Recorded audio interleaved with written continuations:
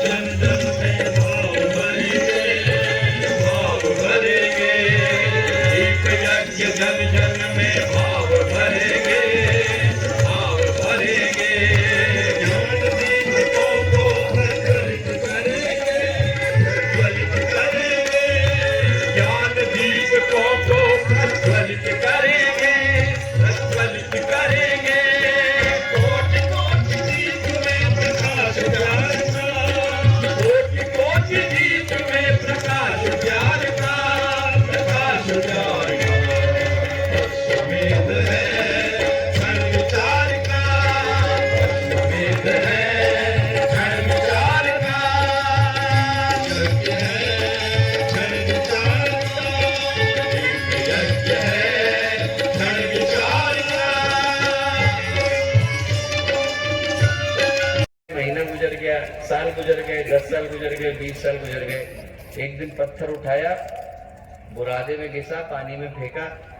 200 metre आगे बढ़ा और देखा कि वो जो बुरादा था वो सोने में बदल गया था, पर हाथ का पारस पत्थर निकल गया था। वो जो पारस पत्थर है वो मनुष्य का जीवन ही है दोस्त, जो हमें मिला ये हीरे के रूप में मिला। आज का जो दिन है वो याद दिलाने के लिए आया कि हमारे जीवन का सबसे कीमती उपहार क्या है? मनुष्य का जीवन। वो एक हीरे के रूप में मिला। और सिर्फ ये जानना पर्याप्त नहीं कि हम लोग एक हीरे के रूप में हैं, उस हीरे का जौहरी के हाथ में लगना भी जरूरी हो जाता है, तब जाकर के उसकी कीमत निकल करके आती है। जब हीरा जौहरी के हाथ में लगता है, कोहिनूर था, सड़क पर पड़ा हुआ था, कौन जानता है। पर जैसे ही वो हीरा जौहरी के हाथ में लगा तो उसकी कीमत बदल गई। हीरा जब जौहरी के हाथ में लगता है तो अपने मूल्य को प्राप्त कर पाता है। और जौहरी के हाथ में लगने का मतलब गुरु के हाथ में लगना। यदि व्यक्ति गुरु को प्राप्त कर पाता है तो उसके जीवन का सौंदर्य निखर करके आता है। मैं कहूँगा कि हम लोग उस सौभाग्य का स्मरण करें जो गुरुदेव के साथ जुड़ने के नाते हमको मिल पाया। इससे बढ़कर के सौभाग्य नहीं और इससे बढ़कर के दूसरा कोई जौहरी नहीं। गुरुदेव के एक बहुत पुराने शिष्य हुए, अभी 1-2 वर्ष पहले ही उनका देहावसान हुआ। नाम था रमेश चंद्र शुक्ला जी। बिहार में मस्तीचक एक छोटा सा स्थान है, वहाँ के रहने वाले थे। उनकी जब गुरुदेव से मुलाकात हुई तो बड़ी अद्भुत घटनाक्रम था। उनके जो अपने गुरु थे उस समय के बड़े प्रतिष्ठित संत, उनका देहावसान हो गया 3 महीने के बाद। शरीर छोड़ने के 3 महीने के बाद वो रमेश चंद्र शुक्ला मामा जी को सपने में आए और सपने में आकर के उनसे बोले कि बेटा मेरी मुक्ति नहीं हो पा रही और संत की मुक्ति का अधिकार सिर्फ अवतारों को होता है। बोले तो एक काम कर, मेरी मुक्ति के लिए प्रार्थना कर। क्या करूं? उन्होंने कहा कि इस समय के जो अवतार हैं उनका नाम एक है वेद मूर्ति तपोनिष्ठ पंडित श्री राम शर्मा आचार्य। बोले तो एक काम कर, उनको बुला। सपने में बातचीत हो रही है। बोले तुम उनको बुला और हमारे गांव के अंदर बुला। वो यदि आकर के इस गांव के अंदर उस स्थान के अंदर जाएंगे जहां मैंने शरीर को त्यागा और मेरी मुक्ति के लिए प्रार्थना करेंगे तो मैं मुक्त हो पाऊंगा। बुलाने के लिए क्या करना पड़ेगा? उन्होंने पूछा। बोले कल की तारीख से अनुष्ठान शुरू कर दे, 5 साल का अनुष्ठान करना। अनुष्ठान पूरा होगा तो गुरुदेव को चिट्ठी लिखना, गुरुदेव चिट्ठी पढ़ेंगे और आएंगे। ठीक सपने में बातचीत हुई। अगले दिन वो सुबह उठे, उन्होंने संकल्प लिया, अनुष्ठान शुरू कर दिया। 3 साल तक अनुष्ठान के नियम को निरंतर निभाया। 3 साल के बाद एक दिन उनके मन में संदेह उपजा। उनको लगा कि देखो मैंने एक सपना देखा, सपने के आधार पर अनुष्ठान शुरू कर दिया। सपने तो झूठे भी हो सकते। उन्होंने कहा मैं गुरुदेव को चिट्ठी लिख करके पूछता हूँ कि गुरुदेव को ये सब पता भी है कि नहीं पता। तो उन्होंने गुरुदेव को चिट्ठी लिखी और चिट्ठी में ये सब कुछ नहीं लिखा कि हमारे गुरु सपने में आए थे, उन्होंने हमें आदेश दिया और उस आदेश के आधार पर हम 3 साल का अनुष्ठान करने के लिए बैठे हैं, 5 साल का अनुष्ठान करने के लिए बैठे हैं। ये सब कुछ नहीं लिखा। क्या लिखा? उन्होंने लिखा कि गुरुदेव हमारा जो क्षेत्र है वो अशिक्षितों का है, पिछड़ों का है। यहाँ लोग गायत्री के विषय में नहीं जानते। आपसे बढ़कर गायत्री के विषय में ज्ञानी कोई दूसरा है नहीं।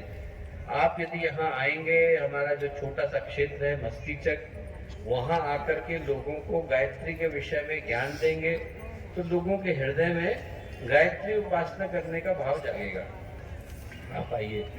ऐसा करके उन्होंने 3 पेज की चिट्ठी गुरुदेव को लिख करके भेजी। 3 पेज की चिट्ठी का गुरुदेव ने 3 लाइन में उत्तर भेजा। क्या लिखा? आपका पत्र मिला, समाचार जाने, अभी 3 ही वर्ष हुए हैं, 2 वर्ष अभी बाकी हैं, प्रतीक्षा कीजिए। 2 वर्ष और हुए, गुरुदेव आए। 5 वर्ष के बाद गुरुदेव उनके गांव में गए। गांव में जाते से ही उस कोठरी के अंदर गए जहां पर गुरु ने शरीर को त्यागा था। आधे घंटे अंदर बैठे रहे, बाहर निकले। बाहर निकल करके उनसे कहा कि मिलने का मन हो तो मिल लो, इससे मिल लो। अंदर गए तो देखा उनके गुरु जो 5 साल पहले शरीर छोड़ चुके थे वहां पर साक्षात खड़े थे। उनके गुरु उनसे बोले कि बेटा तूने मुझे मुक्त कराया, मैं तेरा सदा ऋणी रहने वाला हूँ। जो उनके गुरु बोले कि तूने मुझे ऋणी कराया, तूने मुझे मुक्त कराया, मैं तेरा सदा ऋणी रहने वाला हूँ। मैं तुझे वो बताता हूँ जो आज तक मुझे किसी ने बताया नहीं।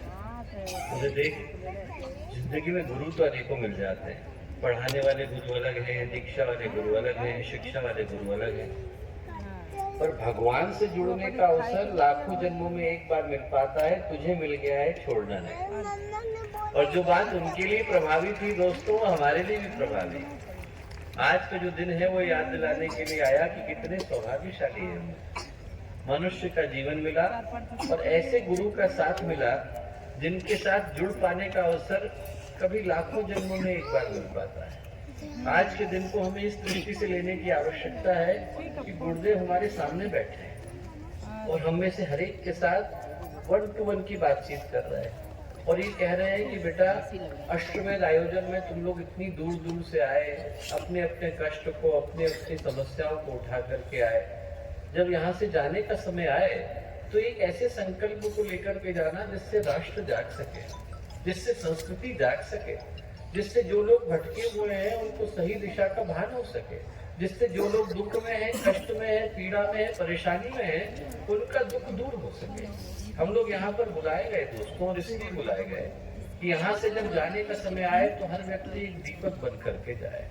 जब तूफान आता है तो मोमबत्तियां बुझ जाती है तो मशालें धू-धू करके जलती है। ये समय आप जैसी मशालों के जलने का है। ये समय समाज को नई दिशा, नई प्रेरणा, नया चिंतन, नई सोच देने का है और नए प्रवाह को उत्पन्न करने का है। आज का जो दीपयज्ञ है वो एक ही पावन प्रेरणा को, एक ही पावन संकल्प को, एक ही पवित्र प्रकाश को लेकर के आया और इस प्रकाश को लेकर के आया कि हर व्यक्ति स्मरण कर सके कि हम लोग मात्र दीपक को जलाने के लिए यहाँ आकर के नहीं बैठे, बल्कि अपने आप को दीपक बनाने के लिए बैठे हैं, भटकों को राह दिखाने के लिए, सही व्यक्ति को सोच देने के लिए, इस समाज के अंदर जहाँ पर अंधकार है वहां पर प्रकाश को उत्पन्न करने के लिए आकर के बैठे हैं। आप में से प्रत्येक व्यक्ति वो हीरा है जिसकी तलाश करते हुए गुरुदेव आए और हीरा मूल्यवान हो जाता है यदि वो जौहरी के हाथ में मिल जाता है। इतना बड़ा सौभाग्य गुरुदेव के चरणों में आज समर्पित हो गए हैं। तो हम लोग आज के दिन इसी सौभाग्य का स्मरण करते हुए यहाँ से जाएं। जब ये दीपक जले तो हमारे हृदय में भी वही संकल्पवान प्रेरणा जन्म लेनी चाहिए जिसके माध्यम से समाज के अंदर छाया हुआ ये अंधकार, समाज के अंदर छाई हुई ये समिश्रा, समाज के अंदर छाए हुआ है तमस सदा के लिए दूर हो सके। आज का दिन उसी संकल्प को लेकर के आया।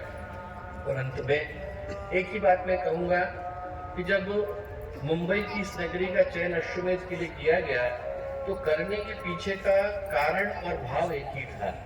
भाव ये था कि यदि इस नगर से, इस शहर से समाज को हम लोग एक सार्थक दिशा दिखा पाने की स्थिति में होते तो फिर समाज के हर व्यक्ति को बदल पाना संभव है। राष्ट्र के आध्यात्मिक उत्थान के लिए अश्वमेध आता है। ये जो अश्वमेध का महापर्व है, महाआयोजन है, वो भारतीय संस्कृति के जागरण के भाव को लेकर के आया। इस बात को मैं पहले भी दोहरा चुका हूँ और फिर से कहूंगा कि आने वाले वर्षों में जब आप लोग पलट करके आज के इस दिन को देखेंगे तो इस सत्य का स्मरण कर सकेंगे कि जिस दिन आप लोग मुंबई के अंदर आए थे और 47वें अश्वमेध का हिस्सा बने थे, वो दिन साधारण दिन नहीं था। वो दिन एक ऐतिहासिक दिन, वो दिन एक अविस्मरणीय दिन, वो दिन एक अलौकिक दिन। इस दिन आपको खींच करके यहाँ बुलाया गया ताकि आने वाले समय में जब भारतीय संस्कृति की गौरव गाथा नए सिरे से लिखी जा रही होगी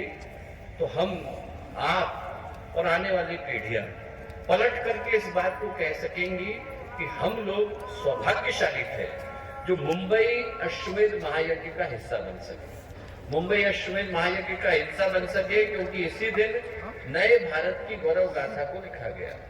अनेकों लोगों ने, अनेकों गणमान्य अतिथियों ने यहाँ आकर अपनी अपनी भावनाओं को इसी रूप में व्यक्त किया। पहले दिन से हम लोग देख रहे हैं कि भारत के शीर्ष राजनयिक, शीर्ष प्रशासनिक अधिकारी, शीर्ष सरकारी अधिकारी, एक से एक बढ़कर पद पर उपस्थित लोग सबने आकर पूज्य गुरुदेव के द्वारा चलाए गए इस आयोजन की, वंदनीय माता जी के द्वारा शुरू किए गए इस अभियान की और इस देव संस्कृति दिग्विजय अभियान से लेकर अश्वमेध महायज्ञों की श्रृंखला की न जाने कितनी तारीफ करी, कितनी प्रशंसा करी। और उस क्रम में कल जब महापूर्णाहुति का समय आएगा तो हम लोगों के लिए बड़े गर्व, गौरव और एक स्वाभिमान की बात है कि भारत के यशस्वी और माननीय प्रधानमंत्री जी ने कल का दिन गायत्री परिवार के लिए विशेष वीडियो संदेश देने के लिए सुरक्षित किया है। तो कल के पूर्णाहुति के साथ साथ ही उनका एक विशेष संदेश भी गायत्री परिवार के कार्यकर्ताओं के लिए यहाँ पर उपस्थित होने जा रहा है। तो मैं कहूँगा कि आज का दीप यज्ञ अंधकार को प्रकाश में बदलने के लिए, अशुभ को शुभ में बदलने के लिए, अपूर्णता को पूर्णता में बदलने के लिए, व्यक्ति के अंदर के संकल्प सौभाग्य को जगाने के लिए और नए भारत को बनाने के लिए आप में से प्रत्येक के जीवन में अवतरित होता हुआ आया। आप में से प्रत्येक को आज के शुभ अवसर पर अनेकों शुभकामनाएं, शुभेच्छाएं, मंगल कामनाएं।